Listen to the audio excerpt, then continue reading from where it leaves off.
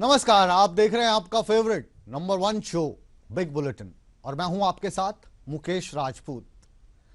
हरियाणा प्रदेश एक बार फिर हड़ताल के दौर से दो चार हो रहा है।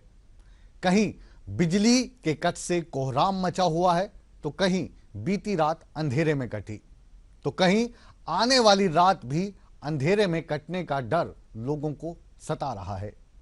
लेकिन हैरानी इस बात की है कि सरकार को अब भी सब कुछ सामान्य सा नजर आ रहा है।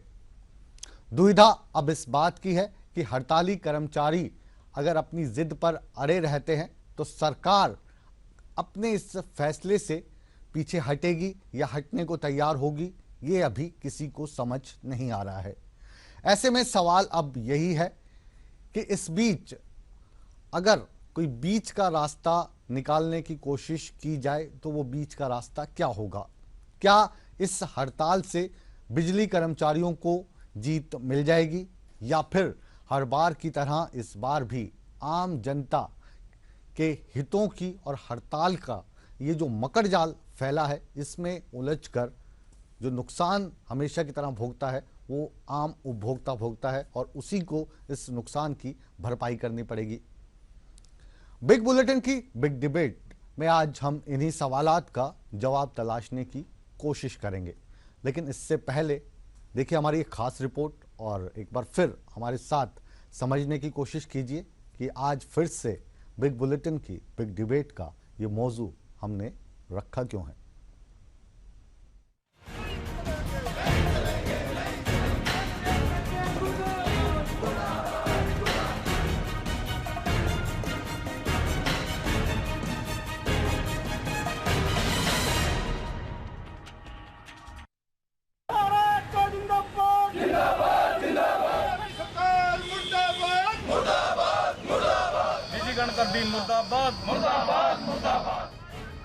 हरियाणा में बिजली कर्मचारियों का हल्ला बोल जारी है। निजीकरण के विरोध में बिजली कर्मचारी मंगलवार रात 10 बजे से हड़ताल पर हैं। बुधवार को हड़ताल का मिला जुला असर दिखा और प्रदेश के कुछ हिस्सों में बिजली प्रभावित भी हुई। बिजली कर्मचारियों ने ऐलान कर दिया है कि वो निगम का निजीकरण नहीं होने देंगे। 23 सब डिविजनों का निजीकरण किया। हमने सरकार को प्रस्ताव रखा जो अभी मीटिंग हमारी 27 तारीख को हुई कि एक सब डिवीजन 23 में से एक प्राइवेट को दे दो और एक हमें दे दो, और जितना मैन पावर उनको दे रहे हो, मटेरियल उनको देने का एग्रीमेंट कर रहे हो, वो मैन पावर और मटेरियल हमें दे दो और फिर मुकाबला कराओ। हड़ताल को लेकर सरकार भी गंभीर है। सरकार ने कई कदम उठाए हैं। बिजली के सभी सब डिविजनों पर पुलिस बल तैनात, पावर हाउसों के आसपास धारा 144 लागू, डीसी रेट पर लगे कर्मचारियों को काम पर बुलाया, ग्रामीणों के सहयोग से निगरानी पहरा, गुप्तचर विभाग कर्मचारी नेताओं और हड़ताल में शामिल हुए कर्मियों पर रख रहा है निगरानी। बिजली बाधित करने या फिर कर्मचारियों को जबरदस्ती हड़ताल में शामिल करने पर एस्मा के तहत कार्रवाई के निर्देश। बिजली कर्मचारियों की हड़ताल को लेकर मुख्यमंत्री मनोहर लाल ने आला अधिकारियों की बैठक बुलाई, जिसमें आपातकालीन टीमें बनाने का फैसला लिया गया। इस समय एज ऑफ 2 PM टुडे पूरे प्रदेश में पावर सप्लाई की स्थिति सामान्य है, अर्थात power supply in the whole of the state is normal. किसी भी इमरजेंसी को डील करने के लिए स्पेशल इमरजेंसी टीम्स का गठन किया गया है। इन सभी जगहों पर जो कर्मचारी लगे हुए हैं उनको ना तो छंटनी की जाएगी, ना कहीं हटाया जाएगा, ना जिले से बाहर निकाला जाएगा। किसी भी कर्मचारी के जो भी प्रमोशनल एवेन्यूज़ हैं या सर्विस कंडीशन है उसके ऊपर किसी प्रकार का कोई कुप्रभाव नहीं है। बहरहाल कर्मचारी अपनी जिद पर अड़ी हैं, तो सरकार निजीकरण से पीछे हटने को तैयार नहीं। ऐसे में सवाल ये है कि बात बनेगी कैसे। ईटीवी न्यूज के लिए चंडीगढ़ से मनोज कुमार के साथ ब्यूरो रिपोर्ट। पूंजीपतियों की नीतियां नहीं चलेंगी।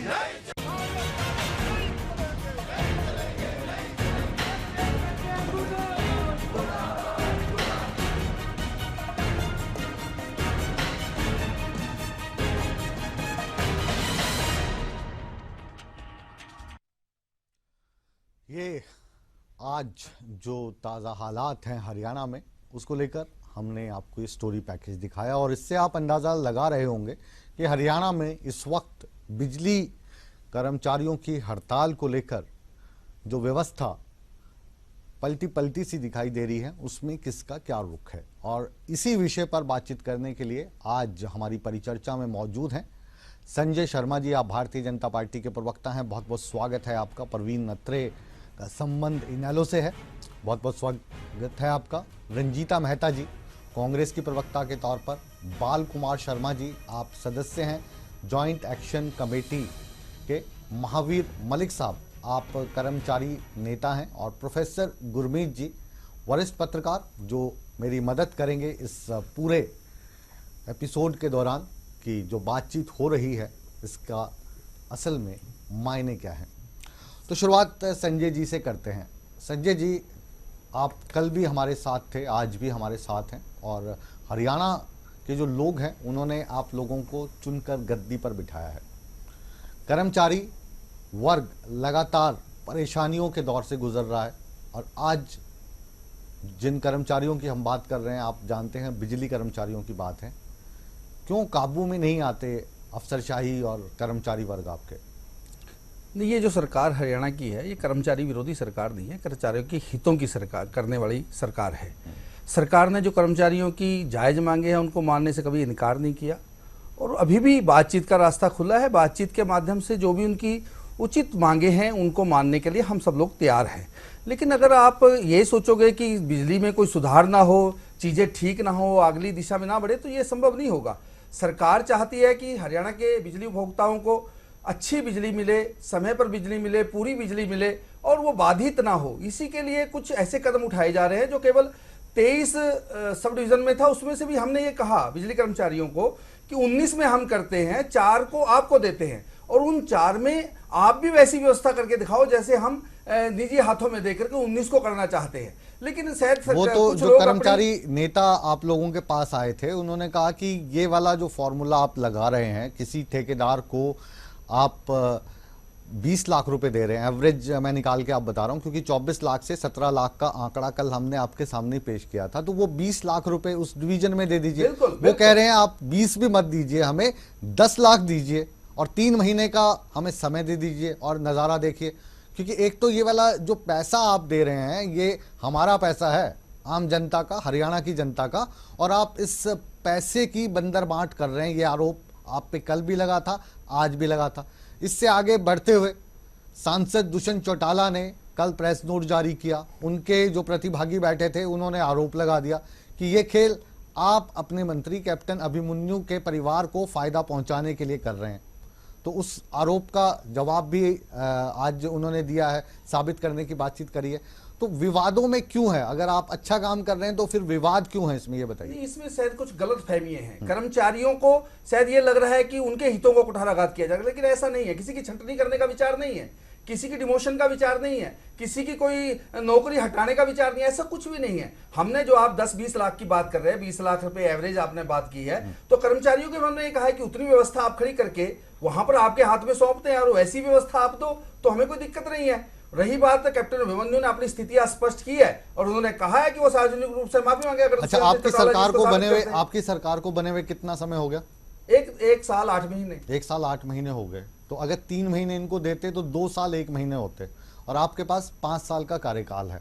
अगर ये वाला एक्सपेरिमेंट जो कि लगातार आपकी सरकार करती रही है, अगर कर लिया होता तो ये कंट्रोवर्सी पैदा नहीं होती। नहीं, उसमें राजपूत जी ऐसा नहीं है। देखो, दिशाएं में आगे बढ़ने का एक प्रयास किया जाता है। हर समय हर चीज नहीं हो सकती, हर चीज का एक समय होता है, समय के हिसाब से चीजों को आगे बढ़ाया जाता है। हमें यह लगा कि जो लोग उपभोक्ता अपना पूरा पैसा दे करके बिजली बोर्ड को घाटे के बजाय मुनाफे में लेके आ रहे हैं, बिजली की चोरी को नहीं वो कर रहे हैं, लाइन लॉस वहां पर कम से कम हो रहा है, लोग बिलों को भर रहे हैं, ऐसे लोगों की क्यों ना बिजली व्यवस्था अच्छी दी जाए, क्यों ना उनमें और सुधार किया जाए। सरकार की यही मंशा है, लोगों को, उपभोक्ताओं को, उनको पैसे के सरकार की ये जो मंशा है, इस मंशा पर कितने लोग और कितने परिवार और आपके तकरीबन कितने वोटर डायरेक्ट तौर पे सवाल उठा रहे हैं? उनके प्रतिनिधि के तौर पर आज हमारे साथ हैं बाल कुमार शर्मा जी, जो चंडीगढ़ स्टूडियो में बैठे हैं, और महावीर मलिक हमारे साथ रोहतक से जुड़े हैं। पहले बाल कुमार शर्मा जी, कितने एम्प्लॉयज हैं आप जो बिजली विभाग में काम करते हैं तकरीबन? सबसे पहले तो मैं ईटीवी चैनल का दर्शकों का मेरी तरफ से नमस्कार जी। जैसा कि मेरे मित्र संजय जी ने कहा, ये सरकार कर्मचारी हितैषी है। क्या सस्पेंड करना कर्मचारियों को, एस्मा लगाना, ये कर्मचारी हितैषी है? क्या चलिए ये सवाल लगातार उठ रहा है। मेरा सवाल आपसे ये था शर्मा जी कि कितने कर्मचारी हैं बिजली विभाग से जो डायरेक्टली इनडायरेक्टली जुड़े हुए हैं इस वक्त? हमारे पास तकरीबन 33,000 कर्मचारी हैं, जिनमें 27,000 के करीब पक्के कर्मचारी हैं रेगुलर, और 6-6.5 हजार रुपये कच्चे कर्मचारी हैं डीसी रेट, जिनको सरकार अपना कर्मचारी मानती ही नहीं है। तो आज के जो पीछे इस सरकार ने दमन चक्कर चलाया कर्मचारियों पे, कुछ अधिकारी, मैं कहना जरूर कहूंगा इस चैनल के माध्यम से, कुछ अधिकारी अपना अड़ियल रवैया अपनाए हैं। जब आदरणीय कृष्ण पंवार जी की अध्यक्षता में जो मीटिंग बुलाई गई थी, उसमें हम मीटिंग के लिए गए। एक अधिकारी ने खुले रूप से कहा, जो मैंने कर दिया, और मैं किसी यूनियन को मीटिंग के लिए नहीं बुलाता, जो आना चाहे तो आ सकता है, मैं किसी मीटिंग को किसी कर्मचारी नेता को नहीं बुलाया करता जी। मैं वापस आपके पास आएंगे। महावीर जी आपके पास चल रहे हैं। ये कल भी आरोप लगाया था, आपके जो कर्मचारी वर्ग के नेता हमारे साथ आए हुए थे। आज हम आपसे जानना चाहते हैं रोहतक में क्या हालात हैं, और ये जो बिजली की जो हड़ताल कल रात 10 बजे से चल रही है, इस हड़ताल के क्या आपको फायदा हुआ है, क्या हरियाणा की जनता को नुकसान हुआ है? क्योंकि ये जो हड़ताल है अभी कल रात 10 बजे तक आपने घोषित की है, तो इस बीच कोई सरकार की तरफ से प्रस्ताव आया बातचीत का कुछ? हाँ जी, मुकेश राजपूत जी, मैं ये कहना चाहता हूँ कि हड़ताल कोई कर्मचारी का शौक नहीं है। सरकार की जो ये नीतियाँ हैं, जब से चाहे पिछली सरकार थी, अब इतनी स्पीड से ये नीतियाँ लागू कर दी, निजीकरण की, आउटसोर्सिंग की, ठेकेदारी की, जिसके ऊपर सीधा शोषण है। और जो ये निजीकरण है, ये विभागों का विस्तार हुआ था। बिजली बोर्ड में पिछले आंकड़े देखें तो 45,000 कर्मचारी होता था जब हरियाणा की जनसंख्या 1 करोड़ थी। आज संसाधन बढ़े हैं, इसकी मांग बढ़ी है, इसके ऊपर कर्मचारियों के पोस्ट सर्जित होनी चाहिए थी और कर्मचारी लगने चाहिए थे, लेकिन सरकार लगातार ठेकेदारी प्रथा, आउटसोर्सिंग, निजीकरण, शॉर्ट साइजिंग, इस तरह के जो सरकार ने हथकंडे अपनाकर, और 8 महीने से बिजली का कर्मचारी आंदोलन पर है। ये 23 सब डिवीजन दे के जो लाभ कमा रहे हैं, नुकसान वाले नहीं देना चाहती सरकार। जहां से रिकवरी नहीं हो रही, जहां लगातार रिकवरी कर रहे हैं, चिन्हित करके उन्हीं सब डिवीजनों को सरकार निजी हाथों में प्रॉपर्टी को मालिक की प्रॉपर्टी बनाना चाहती है। ये निगम बनने से पहले जब बोर्ड था, बोर्ड के अंदर देखिए जनता को कितनी सुविधाएं मिलती थी, फ्री ट्यूबवेल कनेक्शन मिलता था, मीटर लेकिन रिप्लेसमेंट महावीर मलिक साहब, इसमें जो सरकार का लॉजिक है, इन्होंने ये जो ये यूनिट्स चुनी है 23, जो अब 23 से घटकर 19 रह गई हैं, ये वो यूनिट्स हैं जहां पर रेगुलर तौर पर सरकार की जो बिजली खर्च हो रही है उसका पैसा वापस मिलता है। यहां पर अधिकतर बिजली के वो उपभोक्ता रहते हैं जो समय पर अपना बिल जमा कराते हैं। रंजीता मेहता के पास चलते हैं, कांग्रेस की प्रवक्ता। ये वाला प्रस्ताव आपकी सरकार में भी आया था, हुड्डा साहब ने इस प्रस्ताव को गिरा दिया था। आज ये प्रस्ताव भारतीय जनता पार्टी लेकर आई है, 23 की जगह अब 19 यूनिट्स हो गई हैं। इनका कहना यह है कि इससे जो बिजली की सुविधाएं आम उपभोक्ता को मिलनी चाहिए, जनता को मिलनी चाहिए, उसे बेहतर बनाने में मदद होगी और बिजली विभाग जो घाटे में जा रहा है उस घाटे से उभारने में सहायता मिलेगी। सहमत हैं आप सरकार की इस दलील से? नहीं मुकेश जी, मैं बिल्कुल भी सहमत नहीं हूं। जब 1998 में ये बोर्ड निगम में तब्दील हुआ था तब 450 करोड़ का घाटा था, जो कि आज बढ़कर 34,000 करोड़ पे पहुंच चुका है। जहां तक बात संजय शर्मा जी ने इस डिबेट की शुरुआत की, जैसे एक चोर कहता है कि देखिए मैंने चोरी नहीं की, इन्होंने डिबेट की शुरुआत की कि हम कर्मचारी विरोधी नहीं हैं।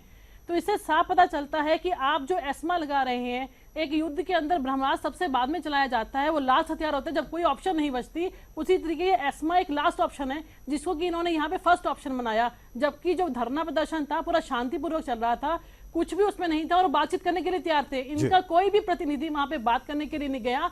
एस्मा लगाकर कहीं ना कहीं दबाव की राजनीति अपनाने का जो अड़ियल रवैया आजकल जो खट्टर सरकार है, हर साहब हैं जो हर चीज में दिखा रहे हैं, चाहे वो रोडवेज के कर्मचारी हैं, चाहे वो गेस्ट टीचर है, हर चीज पे ये अपनी मनमानी करने की कोशिश कर रहे हैं। वही अड़ियल रवैया जो है इन्होंने बिजली कर्मचारियों के साथ अपनाया। और जहां तक इन्होंने लाइन लॉस की बात की, वापस लौटेंगे आपके पास, एक बार रुक करते हैं इनेलो के प्रवक्ता प्रवीण जी का। लाइन लॉस की, प्रवीण जी बिल्कुल लाइन लॉस की भी बात करेंगे। रंजीता जी, ये जो सरकार है इसको बार बार आप लोग अनुभवहीन सरकार का तगमा देते आए हो। अभी आंदोलन हुआ जाट आरक्षण को लेकर, उस आंदोलन में सरकार को बहुत सारी जगह नाकामी हाथ लगी।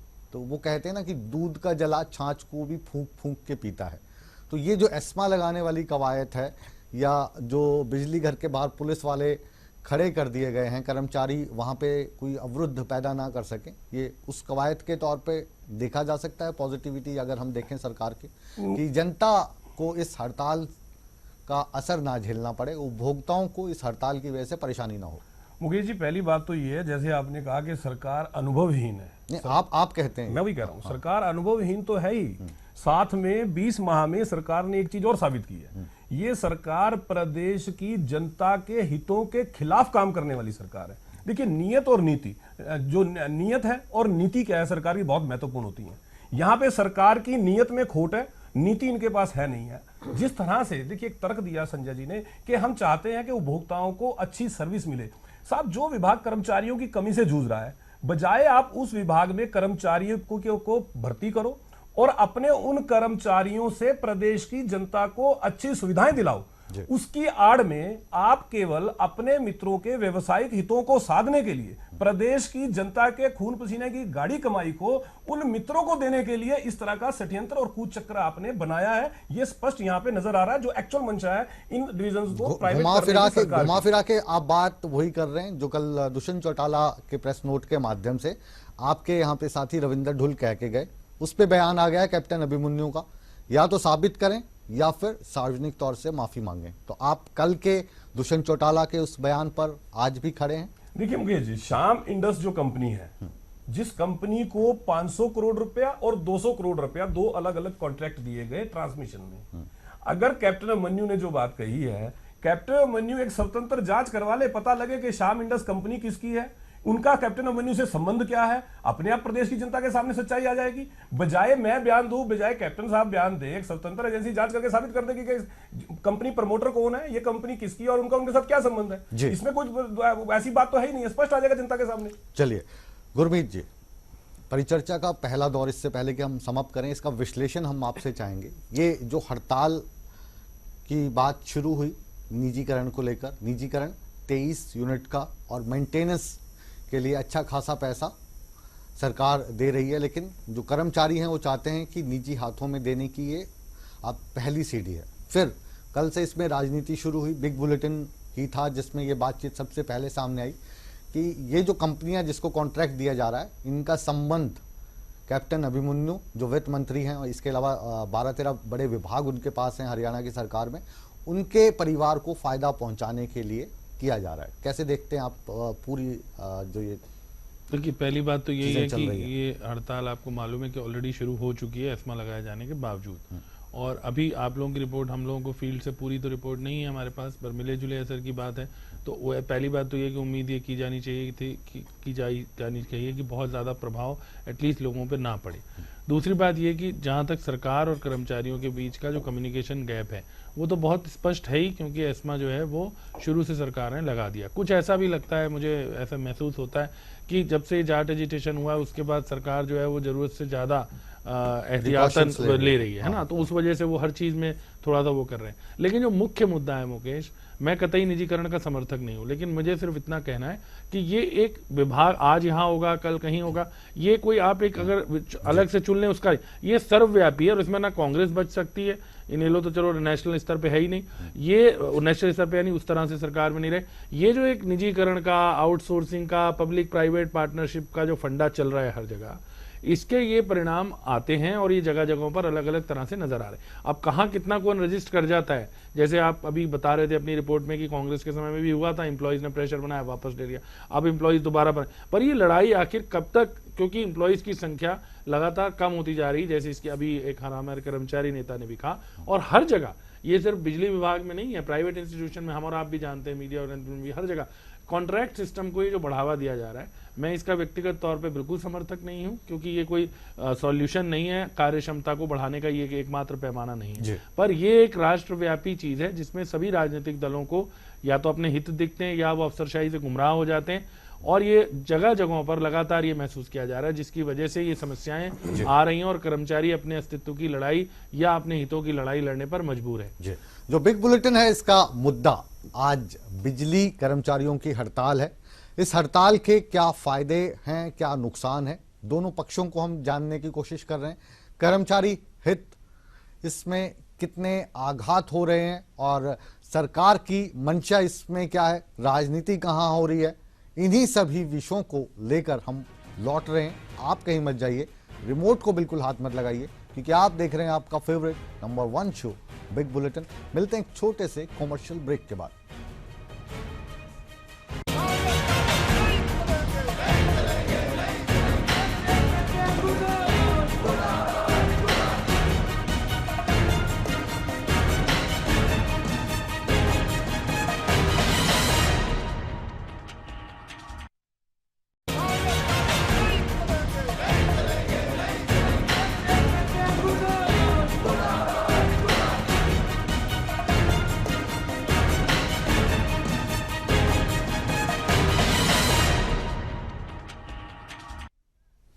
ब्रेक के बाद आप सभी दर्शकों का एक बार फिर स्वागत है। यह है आपका पसंदीदा चैनल ईटीवी हरियाणा हिमाचल प्रदेश का नंबर 1 शो बिग बुलेटिन।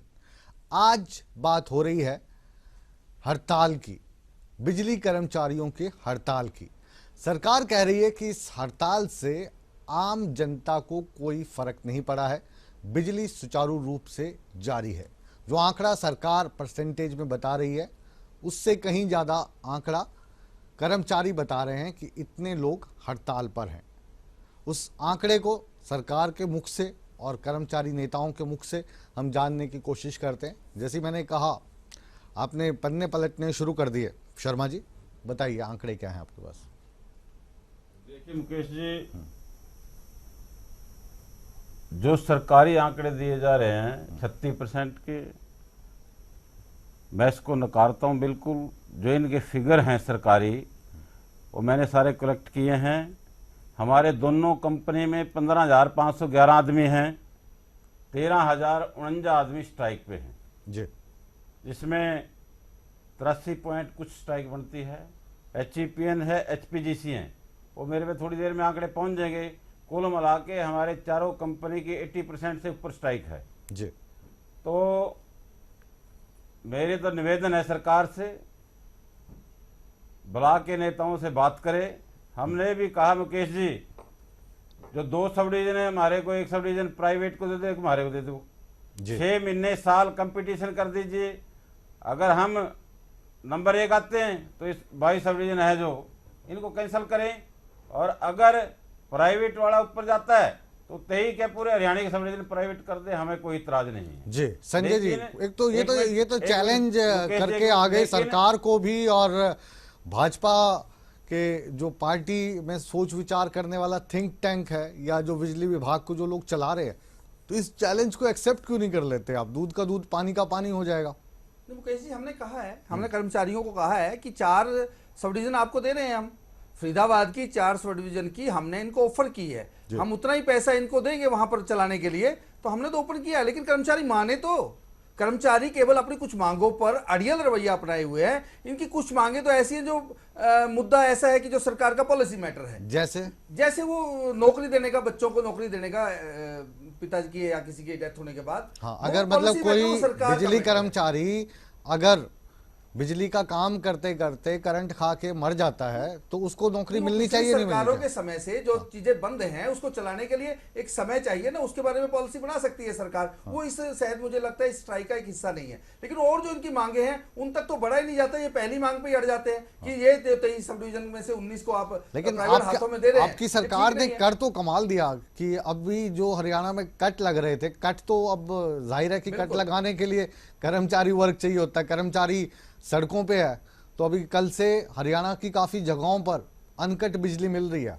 नहीं मुकेश जी, इसमें ऐसा है कि जो फिगर हमारे कर्मचारी नेता आदरणीय शर्मा जी दे रहे हैं वो गलत फिगर है। क्योंकि ये कर्मचारियों को कैलकुलेट ही नहीं कर पा रहे कि कितने हड़ताल पे कितने नहीं है।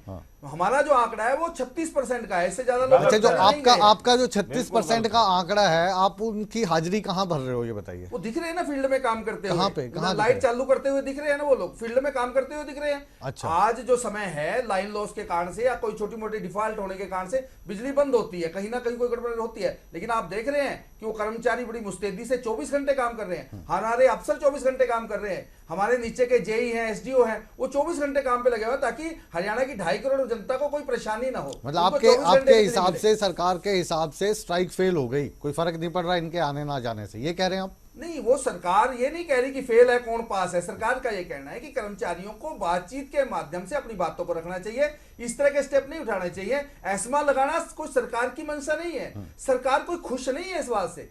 उनको बिजली जैसी एसेंशियल सर्विस मिले, सरकार की केवल ये मंशा है। हमारी मंशा किसी के खिलाफ कुछ करने की नहीं है। जी महावीर जी कुछ उंगली करके बताना चाह रहे हैं रोहतक से। जी महावीर जी कहिए, यहाँ पे तो ऐसा लग रहा है कि ये जो कर्मचारी हड़ताल पे चले गए, जो कट वट लग रहे थे हरियाणा में, उन कट से भी लोगों को मुक्ति मिल गई, फुल टाइम बिजली मिल रही है, जनता भी खुश, सरकार भी खुश। आपके हड़ताल पे जाने ना जाने से ना जनता को कोई फर्क पड़ा, ना सरकार को कुछ लेना देना। देखो, जनता को परेशान करना हमारा कोई मकसद नहीं था। हमारी जो मांग है उसके ऊपर ही हम स्ट्राइक पर गए हैं। हमारे जितने भी कर्मचारी हड़ताल पे हैं आज, और कहीं भी हमने तो ये भी कहा है कि कहीं आवश्यक सेवा में अगर हड़ताली कर्मचारी को भी वो फ्यूज वगैरह लगाना पड़ा है तो वो लगाएगा, क्योंकि हमने सेवा को बाधित करना हमारा मकसद नहीं है। जनता चाहती है और जनता के साथ जुड़ के जनता की परेशानी बनेगी, ये जन आंदोलन बनेगा। अगर ये सरकार टस से मस नहीं हुई निजीकरण के, जनता निजीकरण की मार झेल चुकी है और जनता ने इस परेशानी को पूरी तरह से समझ भी लिया है। ये एक जन आंदोलन बनेगा, पूरे हरियाणा के अंदर फैलेगा, क्योंकि प्राइवेटाइजेशन की मार, चाहे वो रोडवेज को लीजिए, चाहे इसमें बिजली बोर्ड में देख लीजिए, जहां भी ये आउटसोर्सिंग ठेकेदारी प्रथा, ये भर्ती की जो प्रक्रिया सरकार चला रही है, इसमें शोषण नहीं है तो क्या है? नियमित कर्मचारी होगा, उसकी जिम्मेवारियां बनती हैं। आउटसोर्सिंग में कर्मचारियों का और जनता का शोषण है। एक कर्मचारी जो ठेके पे लगे हुआ है, ऊपर से फाल्ट में बिजली द्वारा पकड़ लिया गया और मर गया, उसके परिवार को कुछ भी नहीं मिला। कम से कम सरकार की जिम्मेवारी बनती है अपने नागरिकों की सेवा सुरक्षा का भी ध्यान रखे। सेवा नियम है, ये एस्मा जैसे सरकार ने लगाई है, एस्मा अति आवश्यक सेवा अधिनियम में, इसको जो लगाया जाता है, ये ऐसी स्थिति जब पैदा हो कि कर्मचारी इस सेवा को बाधित कर रहे हो और आउट ऑफ कंट्रोल ये बात हो जाए तो एस्मा लगाई जाती है। ये काला कानून 1889 में अंग्रेज सरकार लेके आई थी। उस काले कानून के द्वारा दहशत फैलाकर सरकार आंदोलन को पीट के तार पीड़ो करके, और ये चाहती है कि ये आंदोलन पिट जाए। और महावीर जी, मतलब आप ये कहना चाहते हैं कि ये आंदोलन को फेल करने की साजिश है और इसीलिए एस्मा लगाया गया है। गुरमीत जी, हाँ जी, ये जो निजीकरण की बात चल रही है, लगातार जो पिछली सरकारें थी इन पर भी दबाव रहता था वर्ल्ड बैंक का कि कुछ जो सेक्टर्स हैं, और भारत में अगर हम बात करें निष्पक्ष होके तो बहुत सारे सेक्टर्स ऐसे हैं जिन्हें हम सरकारी सेक्टर के तौर पर देखते हैं, जो घाटे से कभी उभरते ही नहीं है। उनमें से ट्रांसपोर्ट मैक्सिमम राज्यों का एक है, रेल उसमें से एक है, बिजली उनमें से एक है, और जहाँ तक सरकारी जो कार्य प्रणाली है वो वाकई हम जैसे कटाक्ष में कह देते हैं ना, ये दफ्तर तो सरकारी सा लगता है, यानी कामकाज यहाँ पर नहीं होता है, तो उससे निकलने की कवायद इसको मान सकते हैं हम? नहीं, देखिए मैं ये कह रहा हूँ कि पहली बात तो जैसे आपने कहा कि ये बिजली बोर्ड की अगर हम बात करें, ये वर्ल्ड बैंक के प्रेशर में ही जब तोड़ा गया था, कॉरपोरेशन बनाई गई थी हर राज्य में, कुछ राज्यों में कर्मचारियों ने संघर्ष किया, थोड़ी लेट उसका असर हुआ। कुछ राज्यों ने उसे जल्दी कर लिया क्योंकि उन्होंने शर्तें लगा दी कि जब तक आप कॉरपोरेशन नहीं बनाएंगे तब तक हम पैसा नहीं देंगे, है ना। ये बातों की वजह, लेकिन मैं अभी भी ये कह रहा हूँ कि व्यक्तिगत तौर पे हम लोग कोई एक्सपर्ट नहीं है, लेकिन व्यक्तिगत तौर पर ये बात आपकी सही है कि एक इमेज बनी हुई है कि ये तो सरकारी नौकरी है ना, जहाँ कुछ करना नहीं होता। उसको तोड़ने का ये रास्ता भी ठीक नहीं है कि आप सब कुछ प्राइवेटाइज कर दें और सब कुछ आउटसोर्स कर दें। मुझे नहीं लगता कि ये रास्ता फाइनली एंड में आके एक लोगों की, नागरिकों के हित में है। और इसी वजह से जैसे मैंने कहा कि ये संघर्ष हो रहा है, बहुत अच्छी बात है। मैं तो इसमें सरकार क्रेडिट लेना चाहे उसको बधाई देना चाहूंगा, कर्मचारी लेना चाहे कर्मचारियों को भी बधाई कि कम से कम इस हड़ताल के दौरान तोड़फोड़ नहीं हुई है। आप एक संघर्ष कर रहे हैं, आपका एक नीतिगत मामला है, ये उस पर आपका विरोध है, आप शांति से करिए। कर्मचारियों ने खुद अपने कहा था कि हम बाधित नहीं करेंगे, उन्होंने भी अपने उस वादे को निभाया है, सरकार ने भी अपनी तरफ से प्रिकॉशन लिया। एक बार फिर से मैं आप ही से ये सवाल करूंगा, फिर हम दूसरी राजनीतिक पार्टियों के पास जाएंगे। एक तो जो हमारा देश है भारत, इसमें वैसे ही जो मूलभूत सुविधाएं मिलनी चाहिए, जैसे एजुकेशन की होगी, बिजली की होगी, पानी की होगी, घर का हो गया, इन वाली चीज़ों से हम कोसों दूर हैं। अगर हम अपने आप को दूसरे देशों के साथ तुलना करते हैं, यूरोप के साथ करते हैं, ब्रिटेन के साथ करते हैं, यूएस के साथ करते हैं, और अब ये जो निजीकरण की मार है, तो इससे तो और जो हमारे देश की जनता है वो मूलभूत सुविधाओं से दूर चली जाएगी। क्योंकि निजी हाथों में जब चीज़ जाएगी, हो सकता है कि सुविधाएं आपको सरकारी की अपेक्षा ज़्यादा मिल जाएं, लेकिन उनको अफोर्ड क्या भारत की 125 करोड़ जनता कर पाएगी? तभी मैंने कहा कि ये सही रास्ता नहीं है। और मैं आपको एक और इसकी बात बताऊं, हमने बहुत नजदीक से देखा है, ये निचले कर्मचारियों पे मार पड़ती है। आईएएस अधिकारी आज भी अगर कोई व्यवसायिक आदमी आप बोर्ड में लाके एमडी लगा दो तो उसको लगाने नहीं देंगे, या जब केंद्र में कोई बात होती है अपने वहां क्यों नहीं प्राइवेटाइज कर लेते, अपने यहाँ क्यों नहीं? शीर्ष स्तर पर जो लोग बैठे हैं, चाहे वो अधिकारी हो या नेता हो, उन्होंने अपनी जो लीडरशिप की क्वालिटीज नहीं है उनमें, या वो उस तरह से प्रेरित नहीं कर पाते या डिसिप्लिन मेंटेन नहीं कर पाते, उसको छुपाने के लिए ये तरीका निकाला है कि आप कॉन्ट्रैक्ट सिस्टम लाओ, आउटसोर्सिंग लाओ, जिसमें उनके हाथ में अधिकार ज्यादा रहे। जब आप चाहो कर्मचारी को बाहर निकाल सको, उसके ऊपर जो श्रम कानून है वो लागू ना हो। इस वजह से ये पूरी कवायद होती है।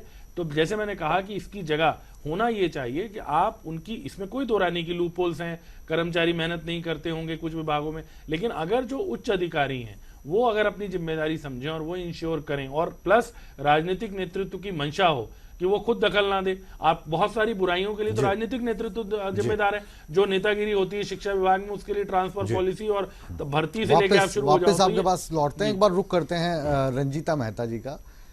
मेहता जी, ये जो निजीकरण और सरकारीकरण, ये एक सिक्के के दो पहलू जैसे हमें लगते हैं। जब आप सत्ता में थे तो भारतीय जनता पार्टी वाले सड़कों पे थे, आप कहते थे निजीकरण करेंगे, ये नारे लगाते थे। आज ये कह रहे हैं हम निजीकरण करेंगे तो आप लोग नारे लगा रहे हैं। जनता का और कर्मचारियों के हित की बजाय जो पॉलिटिकल पार्टीज, आदरणीय तीनों यहाँ पे बैठी हैं, आपके फेस पे हम बोल रहे हैं और आपके नेता देख रहे होंगे, उन्हें भी हम कह रहे हैं, खाली आप लोगों की तो राजनीतिक रोटियां सेकने का काम रहता है। एक दूसरे का ऊपर आरोप प्रत्यारोप लगाओ, वोट खींचो, अपने राज करो। जब आप सत्ता में हैं तो ये विरोध में होंगे, जब ये विरोध में है तो आप सत्ता में होंगे। जनता जाए भाड़ में। मुझे एक बात बताइए, जब कांग्रेस की सरकार रही है, अगर उन्होंने कुछ डिसीजन लेने की कोशिश की और उसका विरोध हुआ, तुरंत सरकार ने झुक को उसको सरकार किया और लोगों की हित के लिए, लोगों की, जनता की जो आवाज थी उसको सुना, ना कि बीजेपी की तरह रवैया रवाकर। अब जब कह रहे हैं कि पिछली बारी आप कह रहे हैं कि बिजली कर्मचारियों ने हड़ताल की और उसके बाद हमने सफाई की। आप ये बताइए, जो 23 सब डिवीजन इन्होंने देने की बात की है, वो ऑलरेडी वो सब डिवीजन है जो प्रॉफिटेबल हैं। अगर इनको ये एक कह रहे एक्सपेरिमेंट करना था तो उनपे करते जो already sub division line loss में है। पहले संजय जी बात कर रहे थे कि हम लाइन लॉस कम करने की बात कर रहे हैं, जबकि लाइन लॉस पहले टोटल एवरेज 23 से 28% था, जो आज बढ़कर 42% हो चुका है। या तो लाइन लॉस बड़ा नहीं है, अगर बड़ा है तो 12 से 14% जो बीच का वो है गैप, वो किसकी जेबों में जा रहा है? संजय जी जिसका जवाब दें। और जो अगर हम इलेक्ट्रिसिटी की बात करते हैं, ये मदर इंडस्ट्री है, सारी इंडस्ट्रीज, पूरा जो प्रदेश है पूरा का पूरा इसके ऊपर डिपेंड करता है। और इसके लिए संघ कर्मचारी बधाई के पात्र हैं कि इन्होंने हड़ताल की, उसके बावजूद भी किसी भी एक नागरिक को सफर नहीं करना पड़ा, 1 घंटे के लिए भी कहीं लाइट नहीं गई। यही अगर दूसरा रुख जो सरकार जिससे मानती है, जिससे झुकती है। जो पहले दिन ये हड़ताल पे गए थे तब 20 घंटे के लिए हवा और तूफान आने की वजह से वो बिजली चली गई थी, तब हाहाकार पूरे प्रदेश के अंदर मच गया था। इसका मतलब यही है कि सरकार को जो है वो जूतों की भाषा समझ में आती है। जब जनता उठ के त्राही त्राही करती है और आंदोलन जो है वो उग्र हो जाता है, तभी झुककर ये मानते हैं। अब पहले 23 सब डिवीजन की बात करते थे, अब ये घटाकर इन्होंने 19 कर दिए हैं। अब ये देखिए कि अपनी फजीयत कराते हुए ये इस चीज को, डिसीजन को वापस लेंगे और फिर से इनको इसके ऊपर यू टर्न लेना पड़ेगा। परवीन जी, ये जो हम बात कर रहे हैं, क्योंकि यहाँ पे जो परिचर्चा होती है बिग बुलेटिन की बिग डिबेट में, ये ना तो हम सरकार को नीचा दिखाने की कोशिश करते हैं, ना सरकार के गुणगान करते हैं। जो लॉजिकल पॉइंट ऑफ व्यू है उसको हम सब यहाँ पर बैठ के डिस्कस करते हैं। ये जो सरकार का फैसला है और जो हरियाणा में इस वक्त हालात हैं फाइनेंशियली, जो इस सरकार के हैं या पिछली सरकार इनके खाते में छोड़ गई हैं, उसके मुताबिक इस फैसले को जो निजीकरण की तरफ ये बढ़ रहे हैं, इसमें मजबूरी को देखते हैं या कुछ और आपको नजर आता है इसमें? देखिए मुकेश जी, मैं आपकी बात से बिल्कुल सहमत हूं कि आप लॉजिकल डिबेट करते हैं, तो मैं चाहूंगा कि जरा लॉजिक को फिर एक बार सुनने का मौका मिलना चाहिए प्रदेश की जनता को भी। पहले तो मैं, गुरमीत जी मेरे बड़े अच्छे मित्र हैं, इन्होंने अभी थोड़ी देर पहले ना बात करते एक बात बोली, मैं ऐसे जवाब दे देता हूँ गुरमीत जी, कि आपने बोला कि इंडियन नेशनल लोकदल तो राष्ट्रीय स्तर पे नहीं थी। गुरमीत जी, ये वो पार्टी है जिनके नेता ने प्रधानमंत्री पद ठुकरा दिया था, उप प्रधानमंत्री इस देश के रहे हैं और भविष्य में भी ऐसा होगा। मैं तो आपको श्रेय दे रहा था निजीकरण के लिए, आप जिम्मेदार नहीं हो। मैं तो वैसे करेक्ट कर रहा हूं बोर्ड आपको। कॉर्पोरेशन। अब देखिए, आपने मुकेश जी बात की फाइनेंशियली, मुकेश जी इच्छा शक्ति और नीति, जैसे मैंने पहले बोला था, बहुत महत्वपूर्ण चीजें हैं। अगर सरकार निजीकरण के पीछे पैसा ना होने का लॉजिक देती है तो वो कभी भी कबूल नहीं हो सकता। कारण ये है कि जो बिजली बोर्ड के ऊपर, जो बिजली कंपनियों पे कर्ज था, आपको भी पता है कि 70% वो सरकार ने ले लिया, अब तो बिजली कंपनियों पे वो कर्ज भी नहीं रहा। जो एक और बड़ी इंपॉर्टेंट चीज है, पावर परचेज एग्रीमेंट, जो कांग्रेस के कार्यकाल में भी हुए और ये सरकार ने भी किए और कांग्रेस के एग्रीमेंट्स को अभी कंटिन्यू भी कर रही है। हम पिछली बार भी, आपको याद होगा मुझे चर्चा में ये जिक्र हुआ था कि किस तरह से बाहर से महंगी बिजली खरीदी जा रही है, 11.5 रुपए पर यूनिट। कल ही हमने जिक्र किया था कि अगर हम खुद बिजली बनाते हैं तो उसका जो खर्च आता है वो 4 रुपए कुछ पैसे आता है और हम खरीद रहे 11 रुपए। एग्जैक्टली, मतलब जब हम खुद सस्ती बना सकते हैं, हम बना नहीं रहे, बाहर से हम बाहर से महंगी बिजली खरीद रहे हैं। तो यहां पता लगता है कि सरकार की मंशा प्रदेश के लोगों को लाभ पहुंचाने की नहीं है, सरकार की मंशा है सीमित लोगों को लाभ पहुंचाने की, जिनसे बिजली इतनी महंगी खरीदी जा रही है। और एक और बात है मुकेश जी, उन पावर परचेज एग्रीमेंट में जो कांग्रेस के कार्यकाल में हुए हैं, एक बड़ा मजेदार क्लॉज है कि अगर जरूरत पड़ने पर ये उनसे बिजली लेंगे और अगर नहीं लेते उसके बावजूद भी उनको एक फिक्स अमाउंट सरकार देती रहेगी। ये बड़ी विडंबना है इस प्रदेश की कि ऐसे लोग इस प्रदेश में ऐसा होता रहा है। हाँ जी हाँ, ये कांग्रेस के कार्यकाल में परचेज एग्रीमेंट हुआ है। दूसरी बात जो बहुत महत्वपूर्ण है, इंडियन नेशनल लोकदल के कार्यकाल के अंदर मुकेश जी, प्रदेश की जनता को बिजली की पूर्ति के लिए हमारे नेता ने तो जो थर्मल प्लांट, जो यूनिट 2.5 साल में लगना था इंजीनियर के कहने के हिसाब से, वो 1.5 साल में लगवा के चालू करवाया, जिससे प्रदेश की जनता को बिजली मिले। अब आप उसका जवाब दे दीजिए जो मैंने पूछा था। दूसरी बात, अभी जितने थर्मल्स हमारे प्रदेश में काम कर रहे हैं, अगर आप जाएंगे मुकेश जी देखेंगे, जैसे हम यमुनानगर की बात करते हैं, यमुनानगर थर्मल जो है वो इंडियन नेशनल लोकदल की सरकार के दौरान प्लान हुआ, और लेकिन जब सरकार, चुनाव हो गया, सरकार बदल गई, कांग्रेस की सरकार आ गई, तो सारे प्रदेश को पता है किस तरह से उस एग्रीमेंट के क्लॉजेस को बदल के कंपनी को फायदा पहुंचाने की कोशिश की, और आज भी वो थर्मल प्लांट बंद पड़ा हुआ है। और एक और महत्वपूर्ण बात यह है, जितने प्रदेश के थर्मल बंद है, आपको याद होगा कुछ टाइम पहले जब बजट आया था, उस वक्त सरकार ने यह बात कही थी कि हम एक क्रिटिकल प्लांट लगाएंगे 600 मेगावाट का, लेकिन सरकार की नीयत और इच्छा शक्ति ना होने की वजह से आज भी हालात जस के तस बने हुए हैं।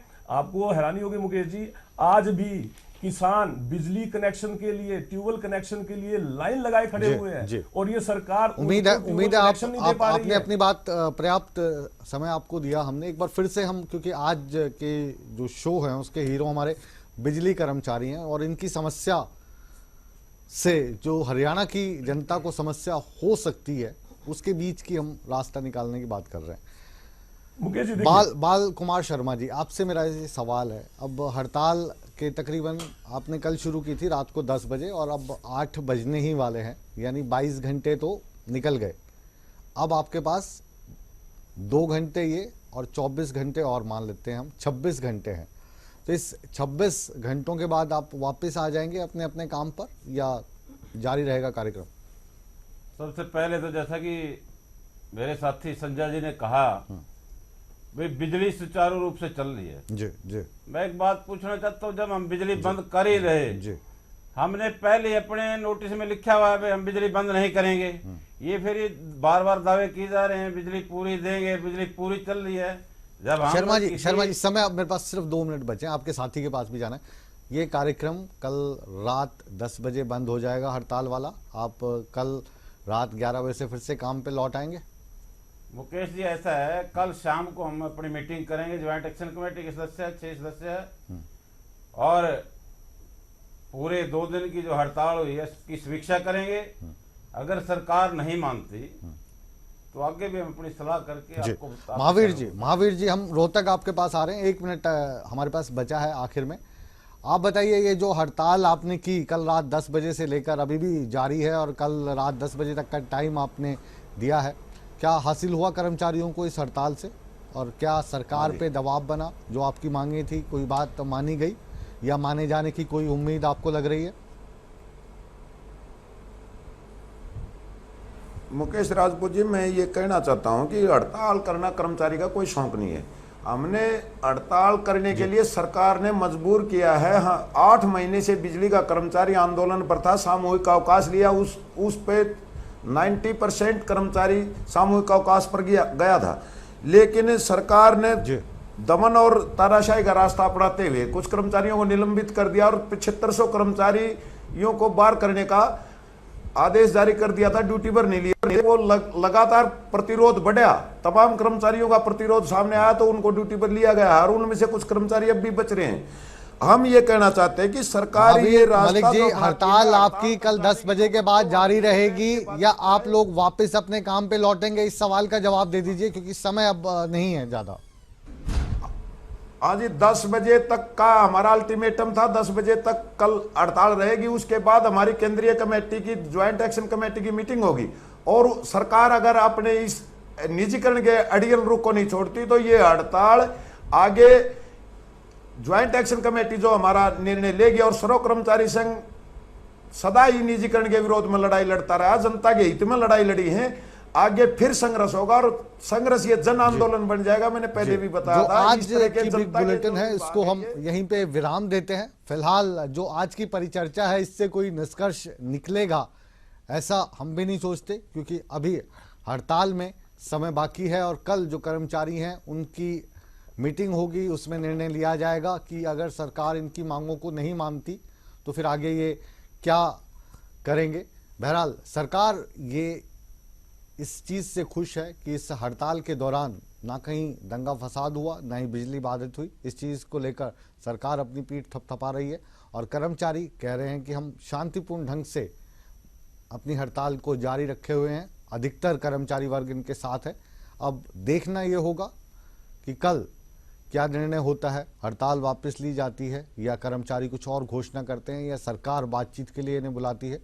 इसलिए बिग बुलेटिन को तो हम यहीं पर विराम देते हैं, लेकिन आप लगातार बने रहिए ईटीवी के साथ, क्योंकि खबरों का सिलसिला हमेशा की तरह बदस्तूर जारी है।